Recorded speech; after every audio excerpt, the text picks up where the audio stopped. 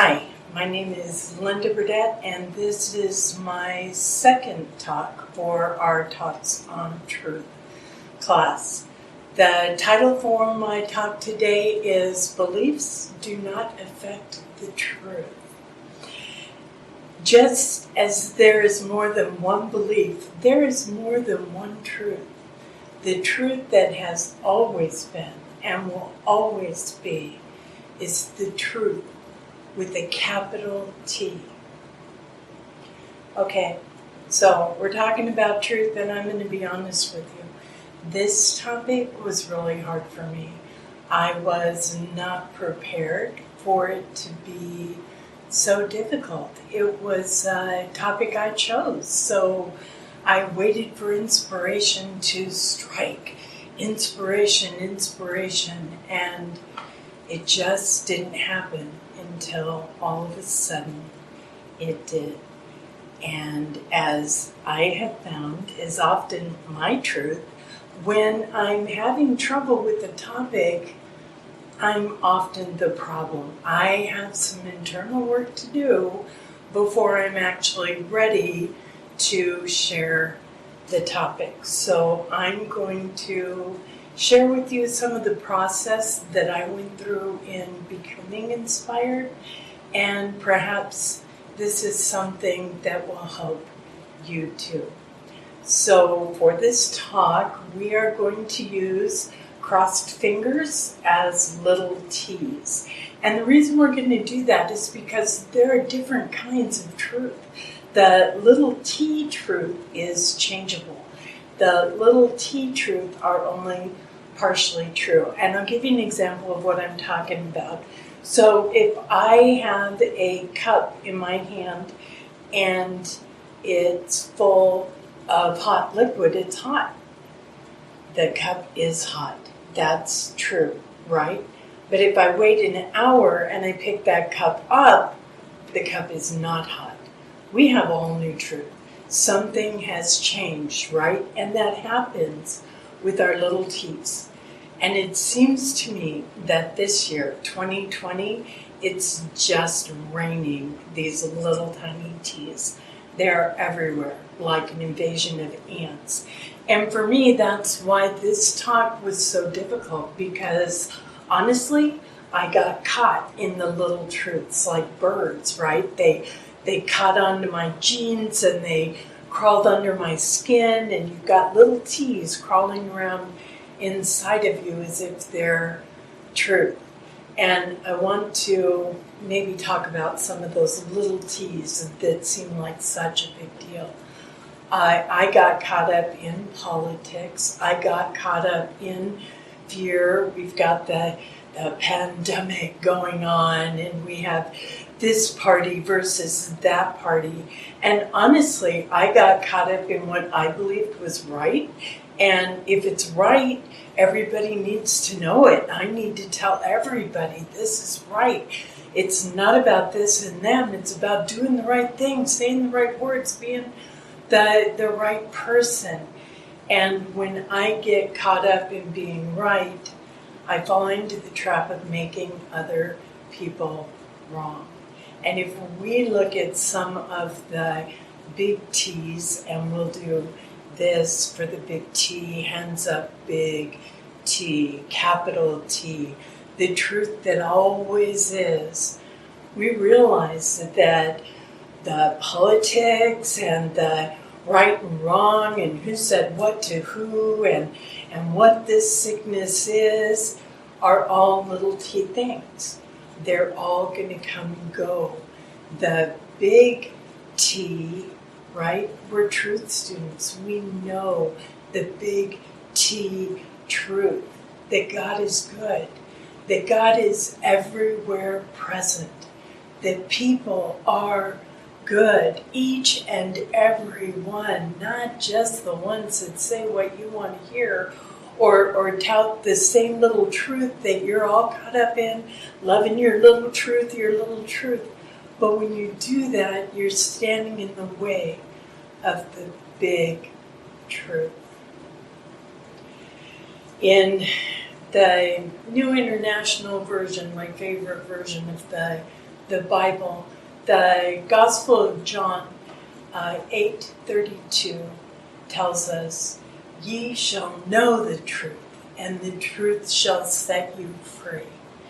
And I tell you what, that truth that we will know is a capital T. It's not a little tiny truth. It's not about whether or not somebody practices the same politics, the same cleanliness, the same acceptance mindset that you do or do not accept, right? It's that Christ is in each and every person, that God is everywhere present, and God is good, and people are good. And if we get out of the way, this time that we're in, this everything that we're going through could open a higher consciousness, a brighter consciousness for each and every one of us. We could bring into manifestation a greater knowing and acceptance of God. And that's the capital T. That's the big truth. That's what we should be working for. We know, because we're truth students, because we live in the truth, that prayer is our connection to the higher power, and that action is required. Action is needed. But what action? If we're chasing around with those little tiny truths and, no, pick me, and you're a loser and I win, we're in the way. We are not helping. The action that we are doing is actually hampering the big truth.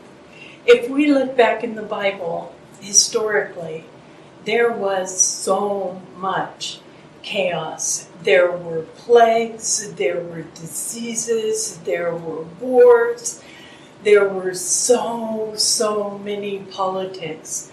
There were a lot of different religions, a lot of different forces, a lot of different technologies and abilities, and they kept coming head to head and head to head. And then Jesus comes forth, our way shower, and he tells us that the truth will set us free. He teaches us affirmative prayer, not to destroy or be vicious or vindictive, not to set anybody up to lose, but to love one another as he has loved us unconditionally. There's your action. You want something that you can do? So the truth, the little truth, is always changing, running around, here's a truth, oops, no longer true, now this is true, now this is true. Anytime you're caught up in this, you feel like you have to save someone, right? And the reality is, you don't. God is already here. And whoever someone is, they are an expression of God. They are already perfect. So how it works is that you hold on to the higher truth. How this works for you is that you rise above the little invasion of the colony of tiny T's and stand in the capital truth. You hold that light. And you know what? The stress, the fear falls away. When you start to remember that God is already here, that everything is already perfect, that whatever you're looking at, you're so afraid this is going to happen, you're so afraid that's going to happen, little t's, rejoice in what's really happening. What can this do for you? This can ease your stress. It can lighten your mood. It can pull you out of depression. It can pull you out of fear. Turn your attention, your prayers, and your knowledge to God, and know that God is bigger than this. God is already here. The capital T, the big truth is, it's our consciousness that we need to serve, that we need to mind, that as we open that doorway, we bring forth a greater consciousness, not just for ourselves, but for the entire world. Truth does not need your belief to believe it. As our own very wonderful Artel Gandhi reminds us, and I will leave you with this, Emily Cady told us in Lessons of Truth that the truth that has always been, is now, and will always be the truth. The truth will set you free. In John 1:4, we are told, I have no greater joy than to hear that my children are walking in the truth. Rise up, walk in that truth, raise your consciousness, connect with prayer. Not only will it help you, but you'll be a blessing in the world. The entire world can rise up with you and through you. Thank you so much for listening. Have a blessed and amazing day.